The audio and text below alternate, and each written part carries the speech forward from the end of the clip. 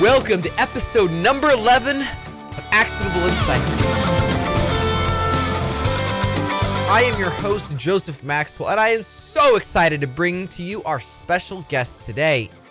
His name is Keenan Davis. He's been in marketing for about 25 years. That's almost as long as I've been alive, my friend. So this person has so much insight as far as how things have changed, how things are now. And this is not somebody that's stuck in the past. This is somebody who has continued on, has continued to develop their knowledge, their understanding around these subjects of marketing, especially these online concepts. And I hope you take a moment to listen through this today.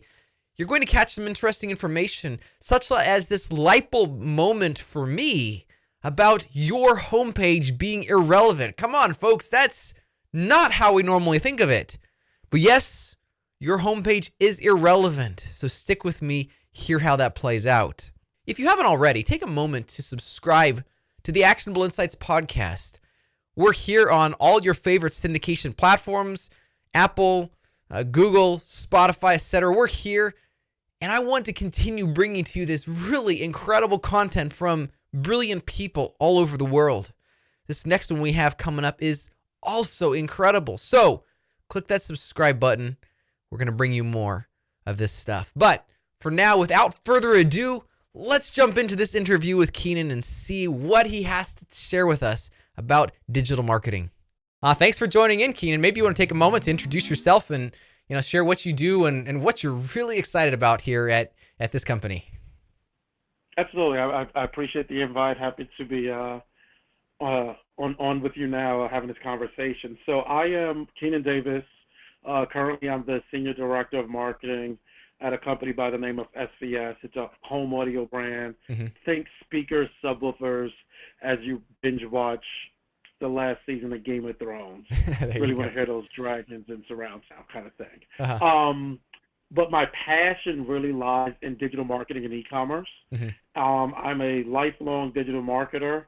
Have been doing it for over 20 years now. Back when there were the big 8 search engines and people didn't only worry about Google and Bing. Right. When banner ads were the best thing since sliced bread.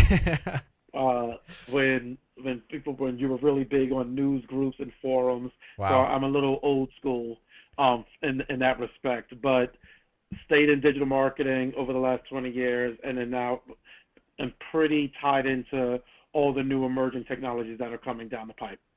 That is awesome. And I think it's really especially interesting that you have had so much experience. I love that reference to banner ads, to the news groups. Man, like I am 30 years old, but I just barely remember when those were a thing. And so you were like in that whole thing. So how, I guess we're real quick before we jump into this stuff, what is your impression? How has the internet, obviously it's changed in a lot of ways for the better, but also maybe some ways not for the better, but what is your overall impression of comparing that old era with this new era and all these changes? Yeah, so what I liken it to is the fact that the internet as a medium is actually relatively young. If you compare it to a newspaper, which has been around for over a century, mm-hmm. If you look at radio, which has several decades on it, TV even younger, but also several decades old, the internet's really only been around just over 2 decades. So from that standpoint, if you think about it as any human being, mm-hmm. When you're in your early 20s, you still don't really know anything. And we start to grow, and over time, it's who we become who we are going to be. And I think the same thing is happening with the internet. The things that it was doing in its teen years around banner advertising and the big 8 searches and so on and so forth, mm-hmm. it sort of weeded its way out because that's just not how the rules of business are going to operate for pretty much anything. Right. There's typically always going to be one market leader and then 1 or 2 other things that supplement it to round out the market from a fair trade standpoint. And you saw that happen from, if you look at search engines, yes. You went from Alta Vista, Lycos, and all these other guys to Google being the market leader, and then you have Bing and Yahoo who combined to round out. things. Right. I think what also is happening is uh, things that were sort of you throw at the wall, see if it's going to stick early on, either cuts the mustard or it doesn't. Yes. And when banner advertisers was built as something that was so basically going to revolutionize the internet, the fact of the matter is you can really equate it to billboards on a highway. And there are Right. very few segments of business that can grow revenue, grow brand equity at a high scale, solely relying on billboard advertising. Mm-hmm. It's a supplement in some industries, and most industries probably don't even use it at all. But it's not going to drive your business forward to the tune of tens or billions of dollars. You need other things happening, and that's Yes. sort of what happens here. Banner advertising became what it was, Mm-hmm. is just a digital equivalent of that type of visual advertising that you see as you're performing some other task. Wow. So I think that's sort of what happens. Just the internet Mm-hmm. has matured. The rules of business pretty much hold true no matter what the medium, and then that medium needs to fit around those rules of business. And that's what we're seeing happening today. As you have video marketing becoming big, one main search engine, prospecting, retargeting, all these various things that are newer initiatives over the last, I'd say, 1 to 5 years. Okay. Yeah, and that makes a lot of sense. It definitely does. And I love how you said that the market has kind of condensed down to Google, and it's amazing even being in Yahoo is just representing such a small market share. But Yeah. yeah, it's how it works. So I think that's a great segue into what we talked about, chatted over LinkedIn, about this awakening, you might say, that you've had, and it was massive realization for me as well, and just how we look, the importance we place on search results, because I know many merchants that I've interacted with, they view their homepage as just like the landing page, the most important page on the website, and like that's where customers are going to come to the website, and then of course they can bounce out to any other product page or whatever, learn more about this. And it's Hmm. actually interesting. What I saw after we had this discussion is that, like on our website, our homepage captures 20% of the first time visits. So can you talk to me about like what this is that you found out about the relevance of the homepage versus, you know, I guess other pages or the search results? Like, can you talk to me about that? Yeah, absolutely. It's a really interesting phenomenon if you start to dig a layer deeper. So yes, for most people, the homepage is going to represent the majority of the traffic if you divide it page by page by page. But like you just said, on your site, it's capturing 20% of first-time visits. That means 80%, give or take the month, I'm sure, Right. isn't seeing your homepage, at least initially. So Hmm. your homepage, on which really should be the introduction to your brand, really isn't your homepage if you think about it. You have to really start to think about how are people finding your website, Hmm. and that typically is going to be through some variation of search. So your listing on Google or Bing or Yahoo is probably a more accurate representation of what your homepage really is. And I like to coin it as it's the homepage to your homepage. And if you Mm. start to really focus on where people are first meeting your brand, first being introduced, and making sure that is presenting itself in the best possible light, you'll go a long way. When you start to look at the majority of all product searches from Hmm. an e-commerce standpoint are originating on Amazon now, there's Hmm. something else. So are you making sure that your product pages on Amazon have a lot of rich content? Are you using Amazon A plus? Are you making usage of reviews and all those types of things? Because the searches are starting there. They're finding you on Amazon, and then the next step is they're coming over to your website to make sure you're a legitimate manufacturer or Right. retailer or what have you. So you then look at the second largest search engine is not Bing, Yahoo.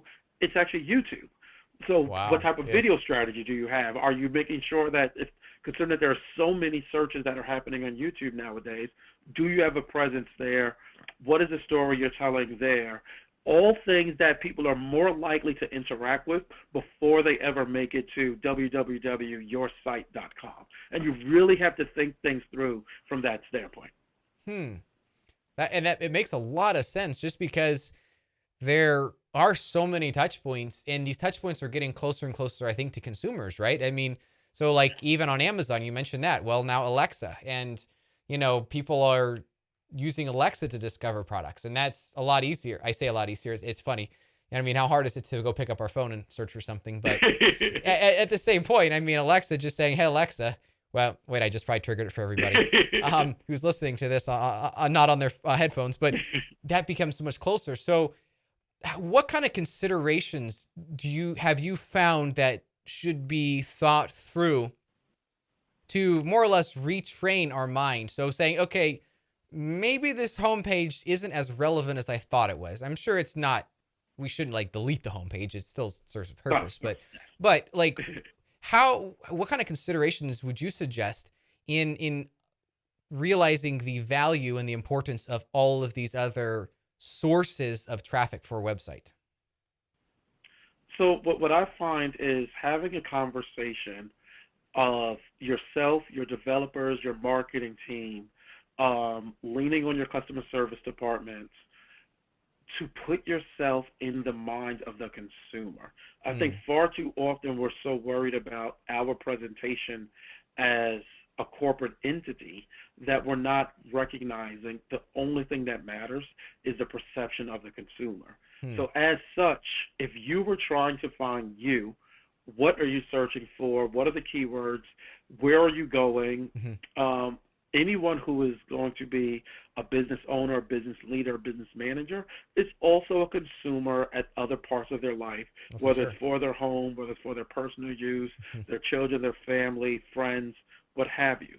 And when you are a consumer and looking through those glasses, how do you act and what do you expect to see? So if you then take it a step forward and start to ask yourself, are you making usage of all the tools that are available to you as a corporation to make sure that presentation the customer sees is the most ideal? Are you using closed caption on your videos, for example? Because some people might be browsing for your product at work and can't have the sound on, they're not wearing headphones. Right. If you're doing search, I'm sure you're working to have things come up organically, but is there also a page search complement to that to make sure you have a nice share of voice and you have a listing there at a minimum of 2 times for the organic result and the paid search result?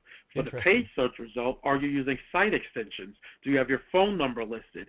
Do you have a tagline that speaks to your consumerism policies around, I don't know, free shipping or what your returns are, or 45-day free trial, what have you? These are all things that you can present to someone immediately upon them interacting with you in the search engine results page before they even make it to your home page, and I can already tell them what I'm about if I'm a forward-facing, consumer-facing company. So if you start to shift it from corporate mode to consumer mode and put yourself in the shoes of your target market, how are they finding you, and what is the picture they're going to see when they do find you? And they're not finding you because they somehow by osmosis know what your domain name is. They're finding you in some aspect of search or word of mouth. Yes. That's wow. I couldn't say that any better. I mean, I love how you said, like, how you say shift from corporate mode to consumer mode, because you buy stock. If you want to go in corporate mode, you buy stock in a company. But when they're in consumer mode, they're buying a product. They're fulfilling, they're resolving a need that they have. And so that's the mode that supports business. So, getting into that consumer mode. Yes, but one of the interesting things is, and you brought up voice earlier about Alexa, is as you put your minds in the consumer, you have to recognize words change, definitions of words change. So a great example is the word swag, where swag historically has been the tchotchkes you get at a conference and your free giveaways and so on and so forth. Yes. But over the last 5 years or so, I say, it's become a colloquialism to speak to style. So at that point, all the search engine results around the word swag are going to be completely skewed. So you then have to adjust what you're doing because the meaning of the word literally changed. Wow. And so, again, if you put yourself in the mindset of the consumer, yes, you may sell swag, But now swag is not being used in that, not predominantly being used in that Mhm. term. It's to describe somebody's appearance or their mood or their personality. So then there's adjustments that need to be made accordingly. So it's just always putting yourself in the mind, in the shoes of the consumer, how you would search for something, and making sure you look good the way you would search for you. Right. Well, and again, what you're saying there is, you might establish a good presence on a search term for one thing, and then it might change in the next couple of years. So continuing to constantly be reviewing those results and understanding how it is that you are presenting yourself, and is this changing among your target demographic. So I'm guessing it'd be the younger generations, Yeah. like the millennials, that would be using swag in this way, versus probably maybe the other generations maybe still would use it as a term like this is the stuff that you get at conferences. So I mean, would you agree with that? Yeah, the interesting part is because even if younger people are not your demographic, but you are a seller of swag, the younger people are going to wind up dominating the search engine results for that Mm-hmm. keyword or those types of keywords. So when you used to have a page one above the fold Mm-hmm. placement, you now be maybe sitting on page three because there's a bunch of these songs referencing a word that literally didn't exist in that Mm. manner 10 years ago. So you have to adjust accordingly. There's a stat out there that I believe something like 15 to 20% of all searches every day have never been Oh performed wow. before. So obviously that's not going to hit your business every single Right. day, but as new words are being added to Mm-hmm. Webster Dictionary, as things take on different meanings over time, you are going to have to adjust your strategy over time to account for how things evolve. It's just a fact of how business is done. Wow. Yeah, exactly. That is well put. Very good. And I think of, you know, for example, if someone sells maybe guitars or instruments, so it's this cover that, like we say, we'll never judge a book by its cover, but I always add on to it. Yeah, but we always do, because if a cover Yeah, looks just like a preschooler designed it, well, then it's probably you look at it and say, well, maybe somebody didn't invest the time or money into this. And so I think in the same way that carries over to the search results. So how we present ourselves, and of course the controls, the levers that we have over our search results, our appearance there are less, but ultimately, like paid search, we have a little bit more. Certainly on like video, we have a ton of control over how we present ourselves there. Maybe a little bit less on Amazon to an extent, but just keeping in mind these levers that we can control everything that we possibly can, take advantage of everything that yes. we can to put the best impression, the best foot forward, because again, we are mixed in there with thousands of other websites, domains, for the same search terms. Absolutely. Absolutely. And I think that ties into this again, this second segment here of um, how do you know, how do you figure out what resonates, Keenan? Like what are some of your favorite techniques for understanding how to jump out in these aggregated lists of results for whatever somebody has searched for? What are your thoughts there? So I think that there's a couple ways that you can do it. They all require being proactive. Mm-hmm. So for instance, it's very easy to look at the trends tool on Google to find out search volume for the keywords that you consider important to your business. Mm-hmm. And again, if you're putting yourself in the mindset of the consumer, what are the things you would type in to find you? Is that how is that ebbing and flowing? Is it seasonal? Is it on a consistent downturn because people don't refer to it that way Hmm. anymore? As said earlier, that we sell speakers and subwoofers. If someone's searching for my products, if you just type in speaker, I'm going to be competing with car speakers. I'm going to be Mm-hmm. competing with a speaker for a podcast like I am on right now. I'm going to be Mm-hmm. competing for other home audio speakers. So Right. understanding that even the specific word that describes your product still may have iterations of it that needs to be factored in to make sure people find you. Those Mm-hmm. are things you need to try to look for. A second thing I would take a look at is understanding that there's a lot of diversity in the way people search, as Mm-hmm. well as diversity in the way that Google presents results. So from the way that people search, as I said earlier, Mm-hmm. Amazon, YouTube, Google, Those are three of the most biggest platforms for trying to search and research a product. Hmm. Um, Diversity in how they search, you have voice search. So,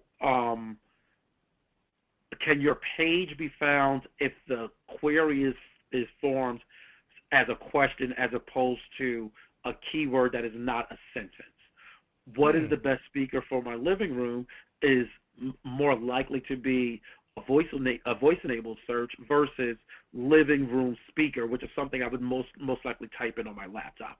Yes. Understanding that subtle difference and Hmm. making sure you have the keywords and the optimization on your site to account for both of those are going to be crucial. Um, Also understanding that there's more of a universal search results because these search engines are not only logging the words on the page because Hmm. of the age-old rule that content is king, but content comes in many forms. Do you have Right. video that can be indexed by the search engines? Do you have images that can be indexed by the search engines? Do you have infographics? Um, do you have an organic strategy? Do you have a paid strategy? Do you have quick answers and people will also like? There's a certain way to write content for those aspects of the search results on Google to make sure that well, you can't guarantee anything, but to make them more Right. likely to be picked up and inserted into that real estate for a search result. Are you Hmm. factoring into the fact of matters that Google has more of an emphasis on mobile now, and thus are adhering to the AMP protocol and making sure your mobile pages are presenting well from that standpoint. So there's quite a number of things you can do from an organic standpoint if you just Hmm. only want to focus on there, but also in understanding how the entire landscape is changing and there's just much more diversity. Again, not as much as when there were 8 search Hmm. engines you had to optimize for, but there's still a Right. lot of diversity in different ways you can get your information, your product, your service out there, and you need to make sure you're accounting for all of it. That makes sense. That makes sense. Now, how would you suggest? So, let's say someone's writing a article about, well, you mentioned like what's the best speakers for your living room. So, um, how would you suggest? What would be some practical thoughts about how we can create a page or some content that would be voice optimized as well as the keyword, like you say, living room best speakers or something along those lines. We're trying to capture both of these audiences in the same page. I mean, no matter what keyword density, that's genuine and authentic still is one of the biggest indicators as to whether or not the major search engines are going to rank you highly as being relevant to what the person is searching for. Hmm. So if you are worried about voice enabled search, which you should be, it's gaining Hmm. more and more steam every single Right. year.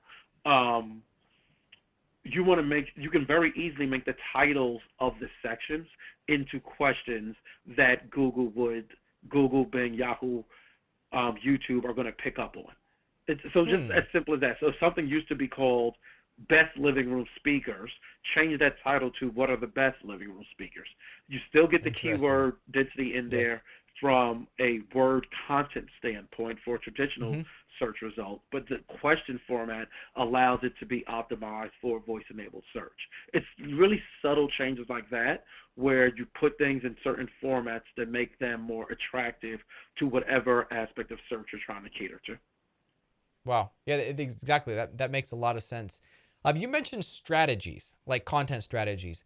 Yes. Obviously, I know that's going to drastically vary from merchant to merchant to even uh, content manager, marketing manager at every merchant. You know, it's going to vary a lot. But what would you say would be some of the most important things that someone would find in a quality in a really solid strategy for say even organic or paid search? You know, what would you find as think is some of the common threads in these type of strategies?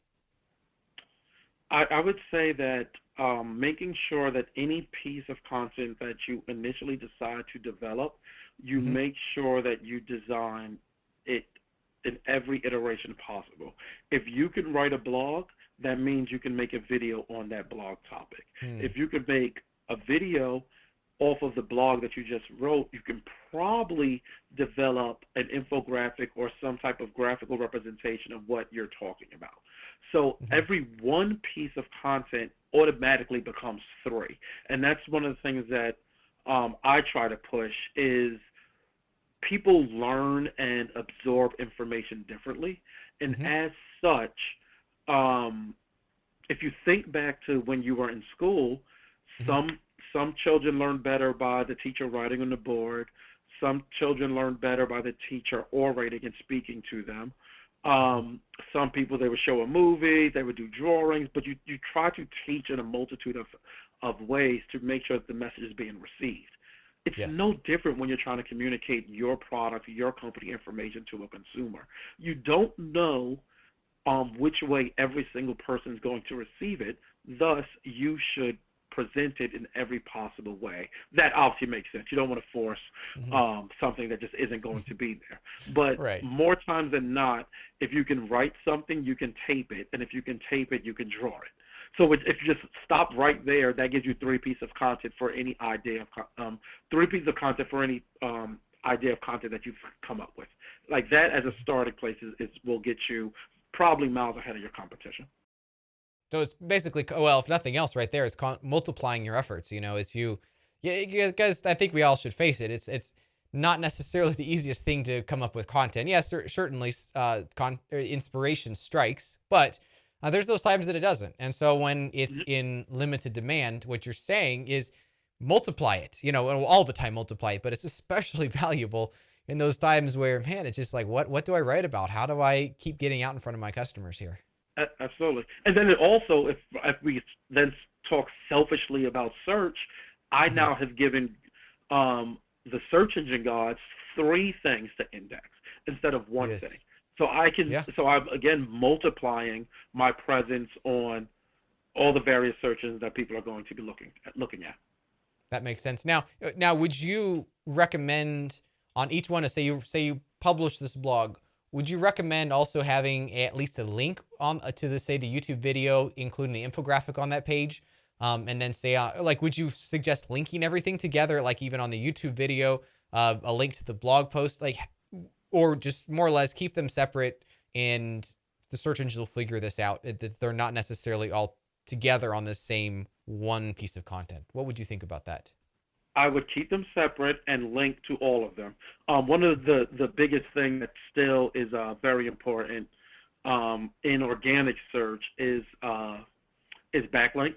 So making Mm-hmm. sure that the spiders have a pretty easy way to find the blog that's hosted on your website to the video that's hosted. Let's assume that's on YouTube, Mm-hmm. Vimeo. There's a number of places you could have it hosted. Right. To the infographic that's possibly sitting in the cloud, wherever it is. But I would link to all of them. But then on your homepage, I'm going to have my article there, a thumbnail of the video right there, and as you scroll past the words or maybe embedded within the copy, a link, a thumbnail of the image, and you can click on it and make it larger and view that piece of content. Because Mm-hmm. that way you're satisfying the search engine gods by having three different places for them to go, but you're Right. satisfying the consumer by not making them go three different places and then letting that Mm. person say, you know what, I don't want to read all this. I'm just going to watch the video. Or I don't want to watch the video. I'm just going to read all this, or I have only a second. Let me just see what the infographic has to say, and then I Mm-hmm. can move on a little further down the purchasing path. So I'm actually going to cater to both.